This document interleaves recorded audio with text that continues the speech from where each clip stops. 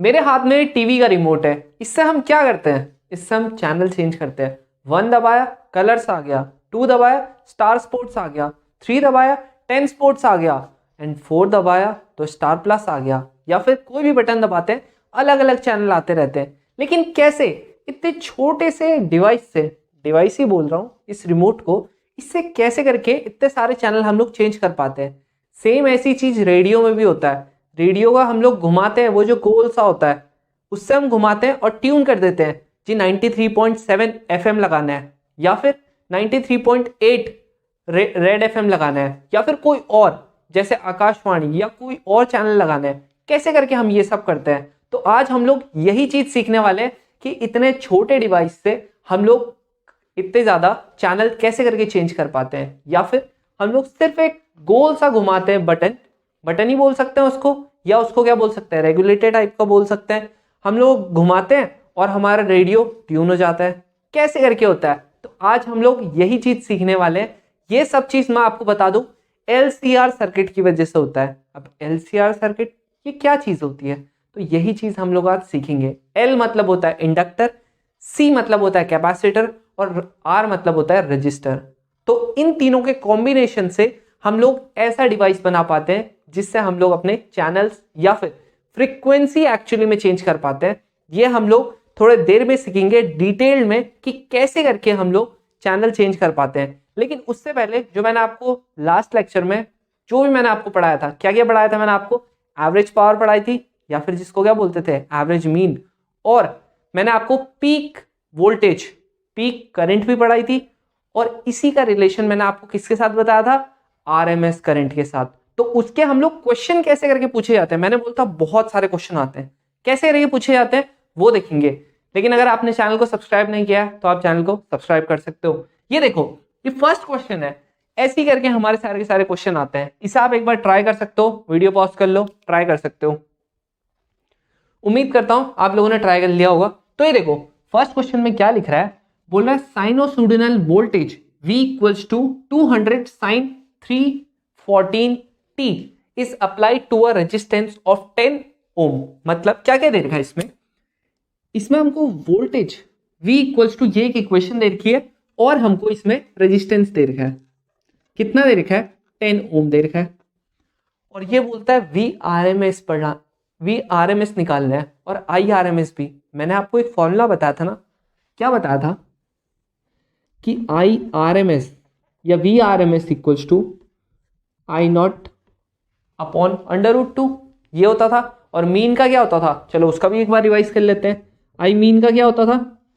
I not upon pi, यहाँ पर 2 भी आता था, यही होता था। और ई भी लगा सकते हो, जस्ट आई की जगह पे ई लिख दो, आ जाएगा ई का। तो VRMS हम लोग निकालेंगे कैसे? देखो ये इक्वेशन हमको दी है, ये एक एसी की इक्वेशन है और बोल ही रहा है वो साइनोसॉइडल वोल्टेज। इसको हम एक और फॉर्म में लिख सकते थे ना। कैसे फॉर्म में लिखते थे? V equals to V not sine omega T. इस फॉर्म में लिख सकते हैं कि नहीं लिख सकते हैं? बिल्कुल लिख सकते हैं। बस ये वाली इक्वेशन है, ये वाली इक्वेशन कंपेयर कर लो। अब कंपेयर करेंगे तो यहां देखो V की जगह पे V, 200 किसकी जगह पे आ रहा है? V नॉट की जगह पे। तो V नॉट आपको मिल गया। V नॉट कितना मिल गया? 200 मिल गया। अब 200 हमको V नॉट मिल गया है, ये मैंने बताया। अगर आपको VRMS निकालना है, अब V की जगह पे VRMS कितना आ जाएगा? V not upon √2, 200 upon √2। ये हमारी किसकी वैल्यू आ गई है? VRMS की वैल्यू आ गई है। अब IRMS की वैल्यू निकालनी है, लेकिन ये निकालेंगे कैसे? हमको तो I की कोई इक्वेशन ही नहीं दी है। अरे मेरे भाई यहाँ पर ना हमारा ओम्स लॉ हो जाएगा ना यूज। क्या होता है ohm's law? V equals to I into R। मुझे I निकालना है ना, तो I equals to V upon R। अब आप बोलोगे यहाँ पर ये VRMS वाला है या पीक वाला है? अब देखो वो डिपेंड करता है। आप अगर करंट कौन सी निकालना चाहते हो, मुझे RMS चाहिए ना, तो मैं यहां पर RMS वाली वैल्यू रख दूंगा, RMS वाली वैल्यू रख दूंगा V की। अगर मुझे पीक चाहिए होता तो मैं पीक वाली वैल्यू रख देता वोल्टेज की, तो मेरा करंट भी पीक वाला आता। तो यहां पर देखो कितना हो रहा मेरा, ये मेरा VRMS की वैल्यू कितनी आ रही है? 200 अपॉन √2। अब आप बोलोगे आर तो नहीं पता, अरे ये क्या गिवन है, आर तो गिवन है इंटू 10, ये कटेगा 20/√2 आ गया कि नहीं आ गया। यहां देखो ये हमारा VRMS आ गया, ये हमारा IRMS आ गया ना। थर्ड चीज power dissipated as heat in voltage, power dissipated. अब आप बोलोगे ये तो आपने यार पढ़ा है नहीं है, तो देखो यार मैंने पिछले सब पढ़ा रखा है। अगर आपको करंट वाला चैप्टर अगर आपने पढ़ा हो, हमको पता था ना यार पावर क्या होता था, voltage into current into time. Time होता था कि नहीं होता था, टाइम होता था कि नहीं होता था, पहले ये बताओ। टाइम नहीं होता था, तो कितना हो जाएगा, पावर कितना आ जाएगा। ये तो हमारा फर्स्ट चीज हो गया, ये हमारा सेकंड चीज हो गया, थर्ड चीज हो गया। अब ये देखो थर्ड क्या हमारा, पावर। पावर क्या बोला अभी, power equals to V into I. अब फिर आप बोलोगे यहां पर मैं IRMS लूं या VRMS लूं या फिर V0 और I0 लूं। देखो यहां पर इसने क्या बोला है, सिर्फ पावर बोला है इसने ऐसा नहीं बोला कि मैक्सिमम पावर। जब ये मैक्सिमम पावर बोलेगा ना तब आपको नोट लगाना है, मैक्सिमम तो अभी नहीं बोला है, तो सिंपल RMS वाली वैल्यू लेनी है, तो RMS वाली वैल्यू ही लेंगे। दोनों की वैल्यू पता है, आई की भी पता है, आर की भी पता है, यहां पर रख दो पावर आ जाएगा, वॉट में ही आएगा, हमको पता है वॉट में निकालना है तो वॉट में ही आ जाएगा। तो देखो ऐसे ही करके ना आपके बहुत सारे क्वेश्चन आते हैं, समझ में आ गया। तो उम्मीद करता हूं इस तरीके के आपके क्वेश्चन हो जाएंगे, इसे नोट कर सकते हो। अभी नेक्स्ट वाला क्वेश्चन देखते हैं। अब देखो आप लोग ये सोच रहे होंगे और कौन कौन से टाइप के क्वेश्चन आते हैं, तो अब अपनी एनसीईआरटी के एग्जांपल सारे कर लो, और पीछे के जो टेक्स्ट के क्वेश्चन है ना, एडिशनली सिर्फ टेक्स्ट के क्वेश्चन, वहीं से आएगा आपका पूरा का पूरा पेपर। एग्जाम्पल जरूर करके जाना, उसी से आता ज्यादातर पेपर। बाकी के ये वाले क्वेश्चन कर लो, कंप्लीट आपके 35 आउट ऑफ 35 आ सकते हैं, बिल्कुल आ सकते हैं।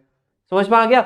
अब देखो यहां पर ना ये वाला क्वेश्चन देखो, ये वाला तो एमसीक्यू ही वाला है, ये 4 ऑप्शन दे रहा है, एस मतलब यहां पर सेकंड है। बोल क्या रहा है, एसी सर्किट है जिसका करंट इस फॉर्म में दे रखा है, ठीक है। तो ये बताओ अगर उसका करंट 0 से लेकर पीक वैल्यू तक गया तो कितने टाइम में जाएगा उसका, इतने टाइम में, इतने टाइम में, इतना इतना, कौन से टाइम में जाएगा। तो इसको निकालो, पॉज कर सकते हो वीडियो को। उम्मीद कर रहा हूं कि आप लोगों ने कर लिया होगा। तो अब देखो यहां पर ना अगर आप देखोगे ये आपको इक्वेशन की फॉर्म दी है, और कौन सा है करंट, एसी सर्किट है। तो एसी सर्किट का हमको ग्राफ पता है, ऐसे करके बनता है हमारा ग्राफ। यहाँ पर 0 टाइम होगा, यहाँ पर T/4, ये तो सब आपको बता रखा है मैंने पिछले लेक्चर में, ये 3T/4 और यहाँ पर सिर्फ T। तो पीक वैल्यू कौन सी है, पीक वैल्यू यहाँ पर है, ये वाली है आपकी पीक वैल्यू, है कि नहीं है। ये कौन सा टाइम है, T/4 टाइम है, लेकिन यहाँ पर कहीं पर T/4 लिख रखा है, नहीं लिखा हुआ T/4। तो हम लोग T की वैल्यू निकालते हैं। अब आप बोलोगे T की वैल्यू कैसे निकाल सकते हैं, ये ऊपर इक्वेशन दे रखी है ना करंट की, इसका क्या काम है बताना, वही तो काम है इसका कि T की वैल्यू निकालेंगे। तो I equals to I0 sine omega T, ठीक है। अब यहां पर ओमेगा टी की वैल्यू जो है वो इतनी है, अब T की भी हटा दो, ये वाली T की भी हटा दो, सिर्फ ओमेगा की वैल्यू देखो कितनी है, 200 पाई, है कि नहीं है, बिल्कुल है। ओमेगा की वैल्यू क्या होती है, 2π/T इक्वल्स टू 200 पाई, पाई से कटेगा पाई, 2 से ये काटेंगे 100, तो T की वैल्यू कितनी आ गई है, 1/100। अब तो ये टोटल टाइम है T, लेकिन टोटल टाइम में क्या पीक वैल्यू थी, नहीं, पीक वैल्यू कहाँ पे थी, अभी भी बता, T/4 टाइम पे। तो T/4 टाइम क्या होगा, T/4 टाइम क्या होगा, T/4। अब T की क्या थी वैल्यू, 1/100 इंटू 4 भी कर देना, तो क्या आ गया 1/400 सेकेंड। कौन सा ऑप्शन है, बी वाला ऑप्शन करेक्ट है, ठीक है। तो ये वाला देखो ऐसे भी क्वेश्चन आ सकता है, थोड़ा था नहीं ये ट्रिकी, तो ऐसे क्वेश्चन भी आ सकता है, नोट कर सकते हो इसको। अब हम लोग एलसीआर सर्किट पढ़ेंगे। अब देखो ये रहा आपका एलसीआर सर्किट, ये आपका क्या है, रेजिस्टेंस है, ये आपका क्या है, इंडक्टर है, और तीसरा वाला आपका क्या है, एल से करते हैं, और तीसरा आपका कैपेसिटर है। अब ये जैसे ही हम यहां से ऑन करेंगे, यहां पर मैंने अगर एक स्विच लगा दिया, तो यहां पर से मैंने जैसे ही ऑन किया ये चलना शुरू कर जाएगा, है ना। कैसे चलेगा भाई, ये कौन सा सोर्स है, यहाँ पर तो सिर्फ आपका क्या चलेगा, रेजिस्टेंस चलेगा, यहाँ पर आपका और कुछ नहीं चलेगा, ना इंडक्टर ना कैपेसिटर। क्यों? क्योंकि ये दोनों के दोनों किस में करते हैं काम, ये दोनों के दोनों आपके एसी सोर्स में करेंगे काम। अभी आपको पता चलेगा क्यों। ये आपका क्या है, डीसी, इसको मैं हटाता हूं, ये मैं लगाता हूं एसी सोर्स। अब करेंगे तीनों के तीनों काम। लेकिन मैं अगर तीनों के तीनों आपको एक साथ पढ़ाऊंगा आपको ज्यादा अच्छे से समझ नहीं आएगा, तो मैं क्या करता हूं, सबसे पहले मैं आपको रेजिस्टेंस, जब सिर्फ और सिर्फ रेजिस्टेंस होगा, मतलब ये दोनों नहीं होंगे, सिर्फ ये होगा रेजिस्टेंस, पहले ये पढ़ाता हूं। फिर उसके बाद जब सिर्फ और सिर्फ इंडक्टर होगा, लास्ट में आपको सिर्फ और सिर्फ कैपेसिटर पढ़ाऊंगा। फिर तीनों को एक साथ पढ़ाऊंगा और उसके बाद दो दो करके लेंगे हम, रेजिस्टेंस इंडक्टर, फिर इंडक्टर कैपेसिटेंस, और कैपेसिटेंस और रेजिस्टेंस। अब हम लोग स्टार्ट करते हैं कि इन तीनों को जब हम लोग इंडिविजुअली पढ़ेंगे तब आपका कैसे कैसे करके ये लोग रिएक्ट करेंगे। तो सबसे पहले हम लोग आर ओनली पढ़ते हैं, रेजिस्टेंस ओनली, रेजिस्टेंस ओनली पढ़ते हैं। लेकिन हम लोग इनमें पढ़ेंगे क्या क्या, ये बताओ आप पहले। अभी तक अगर आपने अपने स्कूल्स में पढ़ा होगा तो क्या पढ़ते हैं हम लोग इसमें, देखो बेसिकली हम लोग इसमें तीन चीजें पढ़ेंगे। हम लोग इसमें पहली चीज हम लोग करंट निकालेंगे। क्या निकालेंगे, करंट निकालेंगे। तीनों में, इंडक्टर, रजिस्टर और कैपेसिटर, तीनों में करंट ही निकालेंगे। सेकंड, हम लोग इनका ग्राफ पढ़ेंगे और लास्ट हम लोग इनका फेज डायग्राम देखेंगे। ठीक है, लास्ट में हम इनका क्या देखेंगे, फेज डायग्राम देखेंगे। ठीक है ना, ये तीनों चीज पढ़ेंगे। लेकिन क्या आपको फेज डायग्राम पता है क्या होता है, ग्राफ पता है कैसे रे ग्राफ बनेगा, कुछ पता ही नहीं, कोई ना मैं बताता हूं। देखो करंट तो आप लोगों को पता होगा, हम लोग ने करंट पता है कैसे रे निकालेंगे, हम लोग ईएमएफ से जाएंगे। अभी आपको पता लगेगा कैसे करके ईएमएफ सबसे पहले हम लोग लेंगे, उसके बाद हम लोग करंट निकालेंगे ईएमएफ की हेल्प से। अब कैसे करके वो अगर एक आपने कर लिया उसके बाद आपको बाकी के भी पता लग जाएगा कैसे करके होते हैं। नेक्स्ट आपका ग्राफ, ग्राफ पता है क्या होता है, जो ये वाली होती है ना ऐसे करके, जो एसी का मूवमेंट दिखाते हैं हम लोग, ये है आपका ग्राफ।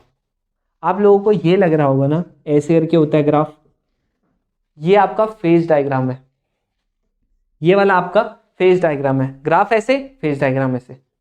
ठीक है, ग्राफ ऐसे, फेज डायग्राम ऐसे। और करंट कैसे निकालेंगे, ईएमएफ से जाएंगे हम, करंट की तरफ जाएंगे। अब कैसे करके, रेजिस्टेंस ओनली में पता लग जाएगा। ये देखो यहां पर जब मैं सिर्फ और सिर्फ रेजिस्टेंस लगाता हूं, ये मेरा एसी सोर्स है, इसका रेजिस्टेंस आर है। मुझे पता है एसी सोर्स का मैंने क्या बोला, ईएमएफ से जाएंगे करंट निकालेंगे। ईएमएफ क्या होगा इसका, E equals to E not sine omega T, यही होता है, यही बेसिक इक्वेशन है, हमको पता है। अब देखो ओम्स लॉ आप क्या पढ़ते थे, V equals to I into R, या फिर I equals to V upon R. अब यहां पे V की जगह पे मैं E भी लिख सकता था, कोई दिक्कत नहीं है, ईएमएफ है और टर्मिनल वोल्टेज है, लिख सकता हूं बस। अब ये देखो अगर मुझे E को I में कन्वर्ट करना है, मुझे क्या करना होगा, रेजिस्टेंस से डिवाइड करना होगा। दोनों तरफ बस क्या करूंगा, रेजिस्टेंस से डिवाइड कर दूंगा और क्या हो जाएगा, मेरा करंट आ जाएगा बस। अब तीनों में अलग अलग तरीके से करते हैं हम लोग इसको कन्वर्ट, तो इसलिए तीनों के तीनों जरूर देखना, सेम तरीके से नहीं होता है। तो यहां पर देखो आपका करंट में हमने कन्वर्ट कर दिया है। अब देखो फेज ग्राफ कैसे बनेगा इसका, ग्राफ क्या है, देखो ये आपका क्या था, ईएमएफ था।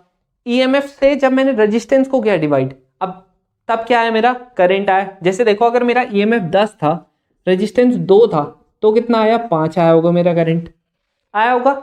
ईएमएफ बड़ा है कि करंट बड़ा है, ईएमएफ बड़ा है। तो जब मैं इसका ग्राफ बनाऊंगा ना, तो ग्राफ देखो कैसे करके बनेगा इसका, ऐसे करके। ब्लैक वाला जो मैं बना रहा हूं वो ईएमएफ है। अगर मैं अपना ईएमएफ ऐसे करके बनाता हूं, ऐसे करके, तो जो मैं अपना, तो इसके बाद जो मैं अपना करंट बनाऊंगा वो थोड़ा कम बनाऊंगा। क्यों बनाऊंगा कम, क्योंकि रेजिस्टेंस को मैं इससे डिवाइड कर रहा हूं ईएमएफ से, तब जाके मेरा क्या आ रहा है, करंट आ रहा है। वो थोड़ा छोटी वैल्यू आएगी। कैसे दिखाऊंगा, ऐसे करके बनेगा, उसी में बनेगा बिल्कुल सेम।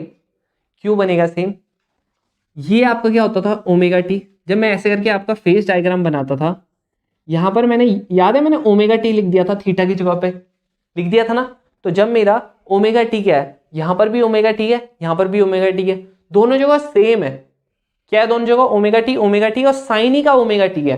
तो इनमें कुछ एंगल का फर्क आएगा, नहीं आएगा, आएगा नहीं आएगा। Omega T minus omega T zero, कुछ फर्क नहीं आएगा। इसीलिए ये जहां से स्टार्ट होगा, जहां से मेरा ईएमएफ स्टार्ट होगा, ये E naught, E equals to E not sine omega T, जहां से स्टार्ट होगा वहीं से मेरा I equals to I naught sine omega T भी स्टार्ट होगा और एंड भी वहीं पे होगा, लेकिन थोड़ा कम होगा मेरा करंट। ठीक है, लास्ट आता है फेज डायग्राम की बात। अब फेज डायग्राम में यहां पर बना देता हूं। देखो फेज डायग्राम भी कुछ नहीं है, अगर मैंने अपना ईएमएफ क्या किया है, ऐसे करके बनाया है, ये मेरा क्या है, ई है, ईएमएफ है। तो मैंने भी आपको बताया ना, जब ये ओमेगा टी पे है, दूसरा वाला भी कितने पे, ओमेगा टी पे ही है मेरा करंट भी, लेकिन थोड़ा कम है। तो मैं यहीं पर क्या करूंगा, एक स्ट्रेट लाइन बनाऊंगा, थोड़ा छोटी बनाऊंगा और एंगल मेरा कितना ही होगा, ओमेगा टी ही होगा। इसी के साथ चलेगा, क्या चलेगा, इसी के साथ चलेगा। तो यहां पर आपका करंट और ये ईएमएफ में कितने का एंगल का डिफरेंस आ रहा है, जीरो का। तो जो फाई होगा यहां पर वो कितना होगा, जीरो होगा। Angle difference between R, R मतलब या आर नहीं, यहां पर ई एंड आई कितना होगा, जीरो होगा। क्यों होगा, क्योंकि दोनों का एंगल क्या है, सेम है। दोनों का फेज डिफरेंस कितना होगा, जीरो होगा। फेज डिफरेंस कोई नहीं है, सेम है दोनों का phase, omega T and omega T. समझ आ गया। अब हम लोग इंडक्टर और कैपेसिटर का पढ़ते हैं। अब इंडक्टर ओनली और कैपेसिटर ओनली पढ़ते हैं। ये हमारा इंडक्टर है। अब देखो इंडक्टर ना, अभी तक हमने क्या क्या पढ़ा है इंडक्टर में, इंडक्टर है यहां पर, जब हम इसको एसी करंट देंगे, ठीक है, यहां पर से मैंने एसी वोल्टेज दी, कुछ ना कुछ करंट के भी गया होगा, करंट गया होगा, जिसकी वजह से क्या होता था, प्रोड्यूस इंड्यूस्ड ईएमएफ। अब इंड्यूस्ड ईएमएफ होता था प्रोड्यूस, वो क्या करता था, अपोज करता था। मतलब अगर मैंने करंट की डायरेक्शन क्या कर दी, मैंने इधर को दे दिया, ऐसे करके मैंने क्या किया, करंट की डायरेक्शन दे दी है, तो हमारा क्या होता था, इंड्यूस्ड ईएमएफ प्रोड्यूस होता था जस्ट ऑपोजिट डायरेक्शन में होता था। अगर मेरा ई इधर को है तो मेरा ई डैश किधर को होगा, इधर को होगा, इंड्यूस्ड ईएमएफ। तो और एक और चीज, हमारा जो क्रिचॉफ का वोल्टेज लॉ था, कौन सा वाला, सेकंड वाला। फर्स्ट तो क्या था कि जो जंक्शन पे, जैसे ऐसे करके जंक्शन होगा अगर हमारा, इस पे जितनी करंट आएगी उतनी करंट क्या होगी, जाएगी भी। अगर I1 और I2 करंट आ रही है इस जंक्शन पे, तो I3 और I4 का जब हम सम करेंगे उतनी करंट जाएगी। सेकंड वाला क्या था कि जो सम ऑफ वोल्टेज होगा वो कितना होगा, जीरो होगा। तो यहां पर भी यही रूल लगाएंगे, ये E है और E डैश है, तो इन दोनों का जो सम होगा वो कितना हो जाएगा, जीरो हो जाएगा। सम कितना हो जाएगा, जीरो हो जाएगा। अब E की वैल्यू क्या थी, हमको पता ही है, E तो सिंपल AC है, तो AC का क्या, कौन सा होती है equation, E equals to E not sine omega T. अब तो याद ही होगी। और E डैश की वैल्यू क्या थी, अब देखो E डैश की वैल्यू देखो, ये हमारा इंडक्टर है, लेट से के लिए L मान लेता हूं इसका इंडक्टेंस। अब यहां पर क्या होगा, करंट जाएगी, यहां पर इंड्यूस्ड ईएमएफ होगा प्रोड्यूस, ये खुद ही में क्या कर देगा, इंड्यूस्ड ईएमएफ प्रोड्यूस कर देगा। अब जो खुद ही में इंड्यूस्ड ईएमएफ प्रोड्यूस कर देता था वो कौन सा इंडक्शन होता था, सेल्फ इंडक्शन। सेल्फ इंडक्शन क्या होता था हमारा, माइनस का L di/dt। अब यहां पर माइनस क्यों लगा, क्योंकि ऑपोजिट डायरेक्शन में हो रहा है। L क्या है, इंड्यूस सेल्फ इंडक्टेंस, और di/dt क्या है, rate of change of current, है ना। तो यहां पर क्या आ जाएगा, ये minus L di/dt equals to zero. ठीक है, अब देखो ये आ गया। इसके बाद सिंपल है ना। इसके बाद इसको इधर ले जाओ और क्या कर दो, हमको तो करंट निकालनी है ना, तो करंट ये रही हमारी, क्या है ये करंट, इसको अलग कर दो, बाकी सबको अलग कर दो। यहां पर से किससे गए, ई से गए, ईएमएफ से गए और करंट की तरफ को गए। सेम हो रहा है ना पैटर्न, बस क्या है स्टार्टिंग का फॉर्मूला अलग है। अब आप बोल रहे होंगे मैं पूरी डेरिवेशन क्यों करा रहा हूं। अब देखो अगर आप पूरी डेरिवेशन नहीं करोगे ना, भूलने के चांसेस बहुत ज्यादा है, कंफ्यूजन हमेशा रहेगी, इसीलिए डेरिवेशन करो, कंफ्यूजन नहीं रहेगी। तो E not sine omega T equals to L D I by D T, इन दोनों को इधर ले आना और बाकी को इधर, तो डी आई कितना आ जाएगा, E not sine omega T D T upon L होगा। अब यहां पर क्या करेंगे हम लोग, इंटीग्रेट कर देंगे दोनों साइड, तो इंटीग्रेशन करेंगे, ये टोटल करंट आई आ जाएगा, यहां पर से ई नॉट क्या हो जाएगा, बाहर आ जाएगा, कांस्टेंट है, upon L sine omega T का इंटीग्रेशन माइनस का कॉस ओमेगा टी, माइनस का cos omega T upon omega, ये आ गया। अब देखो यहां पर ने क्या दिक्कत आ रही है, हम लोगों ने जो ईएमएफ लिया था ना, ईएमएफ कैसे करके लिया था हम लोगों ने, ई नॉट साइन ओमेगा टी करके लिया था, लेकिन जब हम लोगों ने यहां पर करंट देख रहे हैं ना, यहां पर माइनस का साइन आ रहा है, और माइनस तो छोड़ो, यहां पर ये साइन का कॉस बन गया है, क्या बन गया है, साइन का कॉस बन गया है। अब ये बहुत बड़ी क्या हो जाती है, हम पे प्रॉब्लम आ जाती है, तो इसको कैसे करेंगे बताओ सॉल्व। अगर आपने 10th तक की भी मैथ्स पढ़ी होगी तब भी कर सकते हैं इसको सॉल्व। जब हमको कॉस को साइन में चेंज करना होता है क्या करते हैं, 90 माइनस थीटा, ये हम बहुत बार फॉर्मूला पढ़ते हैं ना, cos theta equals to sine 90 minus theta, ये पढ़ते हैं ना। बस यहां पर भी ना सेम फॉर्मूला लगेगा, क्या करेंगे हम लोग, आई है ना माइनस ई अपॉन ओमेगा एल, यहां पर देखो ओमेगा एल है, इसको हम लोग क्या लिख देंगे, साइन 90 पाई बाई 2 मतलब 90 है, माइनस यहां पर क्या था, ओमेगा टी था ना, ये लिख देंगे। अब यहां पर है ना हम लोगों ने कॉस को साइन तो बना दिया है, बहुत बढ़िया, लेकिन अभी भी माइनस साइन आ रहा है। हम लोग क्या करते हैं, साइन के केस में अंदर डाल देते हैं इसको, तो साइन के केस में अंदर डाल देंगे तो क्या हो जाएगा, साइन रिवर्स हो जाएंगे, मतलब आई इक्वल्स टू माइनस का तो अंदर चले जाएगा, यहां पर क्या हो जाएगा साइन, और यहां पर ये क्या ओमेगा टी माइनस का पाई बाय 2। कंफ्यूजन है क्या, यहां पर अंदर डालेंगे तो ये वाला माइनस का बन जाएगा, यहाँ ये वाला प्लस का बन जाएगा, ऐसे करके आ गया। अब ये आ गया ना, यहां पर देखो ये चीज क्या है हमारी, अब हमने देखो इसी फॉर्म में लिख दिया ना, देखो साइन की फॉर्म में आ गया, तो अब ये चीज क्या हो गया हमारी, आई नॉट हो गया, ई ये इसको किस फॉर्म में लिखेंगे, इस फॉर्म में लिख देंगे, ओमेगा टी माइनस का पाई बाय 2। अब ये आई नॉट है, आई नॉट की वैल्यू क्या है, ई अपॉन ओमेगा एल, चलो ई नॉट है, हाँ यहां पर ई नॉट। अब ओमेगा एल क्या है आपका, ये तो आपको रेजिस्टेंस की तरह तो नहीं दिख रहा जैसा हमको पिछले उसमें दिखा था, तो ये क्या हो गया, इसको हम रेजिस्टेंस नहीं बोलते, लेकिन ये रेजिस्टेंस की ही तरह काम करता है ओमेगा एल, इसको हम बोल देते हैं एक्स एल। अब एक्स एल क्यों लिखा, एल देखो इंडक्टर को करते हैं रिप्रेजेंट, और एक्स को हम लोग एक सिंबल की तरह कर देते हैं यूज, तो ये ओमेगा एल आ गया। तो यहां पर ना मैं क्या लिख सकता था, ई नॉट अपॉन एक्स एल भी लिख सकता हूं, ई नॉट अपॉन एक्स एल। इसको हम लोग किस नाम से बोलते हैं, इसको बोलते हैं हम लोग इंडक्टिव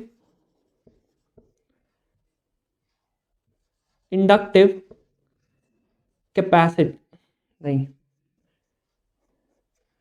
रिएक्टेंस, इंडक्टिव रिएक्टेंस बोलते हैं, क्या बोलते हैं, इंडक्टिव रिएक्टेंस। एक्सएल को क्या बोलते हैं, इंडक्टिव रिएक्टेंस। तो बस ये भी हमारा क्या है, एक रेजिस्टेंस की ही तरह है। इसकी जो यूनिट होती है ना, बहुत लोग कंफ्यूज करते हैं, इसको एमसीक्यू में ही पूछा जा सकता है, what is the unit of inductive reactance. तो इसकी यूनिट जो होती है ना, वो ओम ही होती है।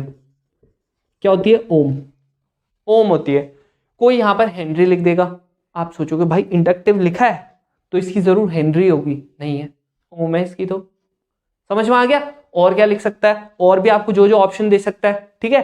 तो कंफ्यूज करने के लिए, लेकिन इसका क्या होगा, ओम ही होगी इसकी यूनिट। ठीक है, अब यहां पर देखो ये वाला और ये वाला क्या सेम है ई और आई का? नहीं, फर्क है। क्या फर्क है इनमें?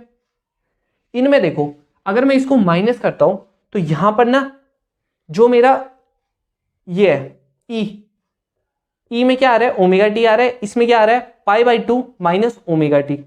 मतलब ये वाला और ये वाले के बीच में कितने का फर्क आ रहा है? पाई बाई 2 का फर्क आ रहा है। और ये वाला क्या आ रहा है? पीछे आ रहा है। आ रहा है कि नहीं आ रहा है? पीछे आ रहा है ना। देखो पाई by 2 minus omega T, minus किसका आ रहा है? Omega T. मतलब ओमेगा टी इतना पीछे भी होगा। तो देखो इसका जब ग्राफ में बनाऊंगा, क्या बनाऊंगा? ग्राफ बनाऊंगा। तो देखो कैसे करके बनाऊंगा मैं इसका ग्राफ। ऐसे हो गया। अगर मैं अपना ई तो मेरा हमेशा ऐसे ही करके चलेगा, ई में कोई टेंशन नहीं है। बाकी सब कुछ आएगी आई में। आई में क्या होगा? ये थोड़ा क्या होगा?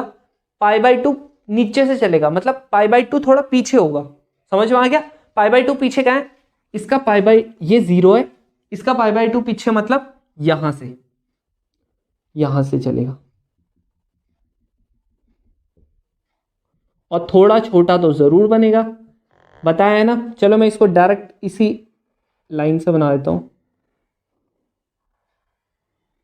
ये ठीक है, थोड़ा छोटा बनाना, इसको थोड़ा छोटा बनाना। ये क्या हो गया मेरा? ये हो गया मेरा I equals to I naught sine, और यहां पर pi by 2 minus omega T है। और ये वाला क्या है मेरा? E equals to E not sine omega T. ठीक है, यहां पर मैंने ये पीछे से क्यों बनाया? क्योंकि मेरा ये हो रहा था। अब इसी का अगर मैं फेजर डायग्राम बनाऊंगा, फेजर डायग्राम पता है कैसे करके बन जाएगा? सिंपल। ये अगर मैं क्या करता हूं, अपना ई बनाता हूं, ये मेरा अगर ई है तो इसका जस्ट पीछे, कितना पीछे? 90 डिग्री पीछे, यहां पर क्या बन जाएगा? आई बन जाएगा। ये इसका फेजर डायग्राम बन गया। इसमें एक और का ग्राफ बोलते हैं। अब किसका बोलते हैं ग्राफ? ये तो अभी बताएंगे हम लोग। इसका ग्राफ बोलते हैं इनका, कि जो ओमेगा एल है, ओमेगा एल और एक्स सी का ग्राफ पूछते हैं। किसका? एक्स एल का। तो यहां पर क्या है? ओमेगा एल और एक्सएल क्या है? डायरेक्टली प्रोपोर्शनल है। तो इसका ग्राफ सिंपल सा बन जाता है ऐसे करके, एक्सएल और ओमेगा का ग्राफ। कोई टेंशन नहीं है। अब जब कैपेसिटर की बात करेंगे उसमें चेंज होता है ये, इसको आप नोट कर सकते हो सब चीज। इसका अलग ग्राफ होता है, ये आपका ग्राफ है, ये आपका फेजर डायग्राम है, और बाकी ये डेरिवेशन है। अब देखो यहां पर ना आपसे एक और क्वेश्चन पूछ सकता है। वो क्या पूछेगा? वो बोलेगा अगर मैंने अपना सोर्स जो है मेरा वो मैंने डीसी कर दिया, सोर्स मैंने अगर डीसी कर दिया तो मेरा इंडक्टेंस कितना होगा? कभी कभी ऐसा करके क्वेश्चन भी पूछ सकता है इंडक्टेंस वाले केस में। तो आपका इंडक्टेंस वहां पर 0 हो जाएगा। क्यों हो जाएगा? क्योंकि आपको पता है इंडक्टिव कैपेसिटेंस कितना होता था? ओमेगा एल होता था। ओमेगा क्या है? आपका एंगुलर फ्रीक्वेंसी। अब डीसी में क्या कोई फ्रीक्वेंसी होती थी? बिल्कुल नहीं यार, ऐसे स्ट्रेट लाइन जाती थी। अब स्ट्रेट लाइन जाती है, कोई फ्रीक्वेंसी नहीं। लेकिन एसी में ऐसे ऐसे करके जाती है, फ्रीक्वेंसी है। तो जहां पर फ्रीक्वेंसी नहीं वहां पर इंडक्टेंस नहीं। अब नेक्स्ट आता है आपका कैपेसिटेंस ओनली। जब आपका सिर्फ कैपेसिटेंस होगा तो यहां पर देखो ये आपका सी कैपेसिटेंस मान लेते हैं। यहां पर ये आपका क्या है? एसी है। ठीक है, एसी सोर्स है। अब मैंने आपको बताया सेम पैटर्न चलेगा। ईएमएफ से हम लोग करंट की तरफ हो जाएंगे। ईएमएफ तो हमारा सिंपल होता था, ई नॉट साइन ओमेगा टी, ये हमारा ईएमएफ होता था। ठीक है भाई, लेकिन अब मैं इसको ना कैपेसिटेंस में कैसे करके डालूं ये बताओ। सॉरी, करंट कैसे करके निकालूं इसमें? चलो मैं करंट देखता हूं। सिंपल, अगर मैं करंट लिखना चाहूं क्या होता था मेरा? Q अपॉन टी होता था Q अपॉन टी। मैं छोटा सा करंट मानता हूं तो छोटा सा चार्ज छोटे से टाइम के लिए ये होता था। अब देखो कैपेसिटर और क्यू चार्ज का कोई रिलेशन होता था क्या? सी और क्यू का कोई रिलेशन होता था? जी बिल्कुल होता था। कौन सा वाला होता था? Q equals to C V होता था। भाई बहुत बढ़िया, आपने तो बता दिया। वी की जगह पे हम लोग ई भी लिख सकते हैं। तो यहां पर डायरेक्ट इसे पुट कर दो, D C into E upon D T. अब यहां पर क्या करेंगे, आई कितना आ जाएगा, सी तो आ जाएगा बाहर क्योंकि सी क्या है, कांस्टेंट है। अब ये किसी को ऐसा तो नहीं जिसको कोई कंफ्यूजन है, ये थोड़ा सिंपल एक ही तो पहला फॉर्मूला तो है कैपेसिटेंस का। ई क्या है हमारा, D upon D T E not sine omega T. E not भी क्या आ जाएगा, बाहर आ जाएगा। क्यों आएगा, क्योंकि ये तो कांस्टेंट है, ये तो पीक वैल्यू है, पीक वैल्यू तो कांस्टेंट होती है। बाकी का क्या हो जाएगा, बाकी का डी साइन ओमेगा टी। इसका इस बार इंटीग्रेशन नहीं करेंगे, इस बार इसका डिफरेंशिएशन करेंगे। क्या करेंगे, डिफरेंशिएशन। अब साइन ओमेगा टी का डिफरेंशिएशन क्या होता था, कॉस ओमेगा टी, माइनस का नहीं, वो इंटीग्रेशन होता था। यहां पर क्या होगा, डिफरेंशिएशन। ई नॉट साइन का क्या होता था, कॉस, तो कॉस ओमेगा टी, और ओमेगा क्या होगा, मल्टीप्लाई भी होगा। डिफरेंशिएशन में नीचे, इंटीग्रेशन में नीचे आता था, डिफरेंशिएशन में ऊपर मल्टीप्लाई होता है। तो आई नॉट क्या बन गया, आई क्या बन गया, ई नॉट कॉस ओमेगा टी, और यहां पर ओमेगा सी भी है। ठीक है, तो मैं इसको नीचे लिख देता हूं। कैसे करके लिखूंगा, 1 अपॉन ओमेगा सी, ऐसे भी लिख सकता हूं, आना तो इसमें ऊपर ही है। अब मैंने इस फॉर्म में क्यों लिखा है, इस फॉर्म में क्यों लिखा है, क्योंकि देखो यहां पर आई है, ये वाले में सिर्फ मुझे ई नॉट ही लाना पड़ेगा, और बाकी का जो बचेगा उसको मैं सब नीचे क्यों लाऊंगा, उसको मैं फिर क्या मान सकता हूं, रेजिस्टेंस की तरह मान सकता हूं। जैसे उसमें किया था, किसमें, इंडक्टर वाले केस में, उसमें डायरेक्ट नीचे आ रहा था, इसमें ऊपर आ रहा था तो मैंने इसे नीचे डाल दिया। यहां पर ये फिर आ गई गड़बड़ी, कॉस ओमेगा टी आ गया। अब क्या करूं, पहले वाली की तरह क्या कर दूंगा इसको, I equals to E naught upon, जो ये है ना हमारा, ये जो टर्म आ रही है 1 अपॉन ओमेगा सी, इस टर्म को मैं एक्स सी से करता हूं, इसको डिनोट किससे कर देता हूं, एक्स सी। अब ये होता क्या है हमारा, ये होता हमारा कैपेसिटेंस रिएक्टेंस। क्या होता है, जैसे वहां पर क्या था, इंडक्टिव रिएक्टेंस था ना, यहां पर कैपेसिटेंस रिएक्टेंस क्या होता था, कैपेसिटिव रिएक्टेंस। तो इसको क्या बोलूंगा, कैपेसिटिव रिएक्टेंस। ठीक है, क्या बोलता हूं, कैपेसिटिव रिएक्टेंस बोलता हूं। यहां पर मैं लिखूंगा एक्स सी, और ये वाली की जगह पे क्या लिख दूंगा, sine pi by 2 minus omega T. ठीक है, ये आ गया। अब देखो आई का भी सेम फॉर्म, ई का भी सेम फॉर्म, लेकिन ये देखो आप, ये चीज मेन तो इसमें है ना, इसी से तो पता लगेगा हमारा ग्राफ और फेस कैसा बनेगा, फेस डायग्राम। यहां पर ओमेगा टी है, यहां पर pi by 2 minus omega T. पिछले वाले में शायद हमारे कुछ गड़बड़ी हो गई थी यार, हमने यही लिखा था ना पिछले वाले में, ऐसे करके लिखा था क्या, पिछले वाले में हमने ऐसे करके लिखना चाहिए था यार। पिछले वाले में जरा करेक्शन कर लो, अगर हमने, मुझे याद नहीं है, हमें ऐसे करके लिखना चाहिए था इस फॉर्म में, जो ये E naught X L sine omega, sine omega T minus का पाई बाय 2, ऐसे करके लिखना चाहिए था। अगर हमने ऐसे करके लिखा है बहुत बढ़िया है, नहीं लिखा है तो इसको चेंज कर लेना, ऐसे करके लिखेंगे। अब देखो अब आ रहा है, देखो पाई बाय 2 क्या आ रहा है, पीछे आ रहा है, माइनस का आ रहा है ना, माइनस पाई बाय 2 पीछे आ रहा है ना, तो बस यहाँ पर ये इंडक्टर, ये कौन सा केस है, इंडक्टर, कंफ्यूज मत करना। हाँ, ये ब्लू पेन से जो लिख रखा है इंडक्टर वाला केस है, इंडक्टेंस पाई बाय 2, इसीलिए हमारा वहां पर क्या बना था, ऐसे करके। ये वाला अगर हमारा ई का बना था तो ये वाला हमारा आई का बना था 90 डिग्री पीछे, माइनस का पाई बाय 2 है, माइनस का है ये देखो पाई बाय 2, इसीलिए पाई बाय 2 पीछे बना था। और हमारा जो फेज डायग्राम था वो कैसे बना था, ग्राफ ऐसे करके। अगर हमारा ई का बनता था तो हमारा थोड़ा 90 डिग्री पीछे से ऐसे करके बनता है। ठीक है, ये पूरा इंडक्टर का है। अब कैपेसिटर का देखेंगे। अब यहां पर देखो कैपेसिटर का क्या था, यहां पर पाई बाय 2 माइनस का नहीं है, इस बार माइनस ओमेगा टी है, मतलब ओमेगा टी क्या है, पीछे है, ओमेगा टी तो इसका था, तो इसका कैसे करके बनेगा हमारा फेज डायग्राम? अगर ऐसे करके हमारा क्या है फेज डायग्राम है। हाँ, ये हमारा अगर ई बनता था ओमेगा टी, तो इससे पाई बाई टू आगे, पाई बाई टू क्या प्लस का है, तो इससे आगे कैसे करके ऐसे करके, लेकिन थोड़ा छोटा, ये हमारा क्या बनेगा आई बन जाएगा, करंट बन जाएगा ये हमारा ऐसे करके। अब वहीं अगर मैं इसका ग्राफ बनाना चाहूं तो कैसे करके बनेगा? अगर ये मेरा किसका ग्राफ है, ये मेरा अगर ई का ग्राफ है, तो मेरा पाई बाई टू पहले से, पाई बाई टू पहले मतलब ऊपर से, यहां पर से ऐसे करके, लेकिन थोड़ा छोटा ऐसे करके बन जाएगा। समझ में आ गया? ये मेरा क्या है आई का है। तो यही है हमारा बस फेज डायग्राम। अब उम्मीद करता हूं ये सारा का सारा समझ आ गया होगा। और एक लास्ट वाला, यहां पर मैंने क्या बोला, इंडक्टिव कैपेसिटिव रिएक्टेंस, ये भी तो आपका ओमेगा पे कर रहा है डिपेंड, एंगुलर फ्रीक्वेंसी पे। तो इन दोनों का ग्राफ कैसे छोड़ दें भाई? अगर एक्स सी और ओमेगा की करें बात, तो ये कैसा है, एक्स ऊपर है ओमेगा नीचे है, इनवर्सली प्रोपोर्शनल, मतलब ऐसे करके बनेगा इसका कुछ ग्राफ। समझ में आ गया? कैसे करके?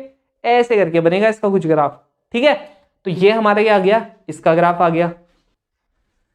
तो मैं उम्मीद करता हूं आप लोगों को अलग अलग समझ आ गया होगा एल, सी और आर ओनली जब सर्किट होता है। अब तीनों जब हम कंबाइन करते हैं तब कैसा होता है वो तो हम पढ़ेंगे नेक्स्ट लेक्चर में, क्योंकि ये बहुत ज्यादा लंबा हो रहा है। और जब हम दो दो एक साथ लेते हैं तब क्या होता है वो भी हम लोग अगले लेक्चर में पढ़ेंगे। प्लस आपका रिमोट, एक्चुअली में आप लोग यहाँ पर जब फ्रीक्वेंसी देखते हो तो कोई कोई आप देखते होंगे 90.3, 90.4, 90.5, और कोई कोई तो इससे भी छोटे में आ जाता है 90.45, 90.56, 90.6 पॉइंट कुछ ऐसे करके। तो ये बहुत सारी फ्रीक्वेंसीज आ जाती हैं। तो ये हम लोग करते कैसे हैं, इस फ्रीक्वेंसी को इतना शार्प कैसे करते हैं, ये भी हम लोग सीखेंगे। तो मिलते हैं नेक्स्ट वीडियो में। तब तक के लिए अगर आपने पिछला लेक्चर नहीं देखा था तो आप इस वीडियो को देख सकते हो।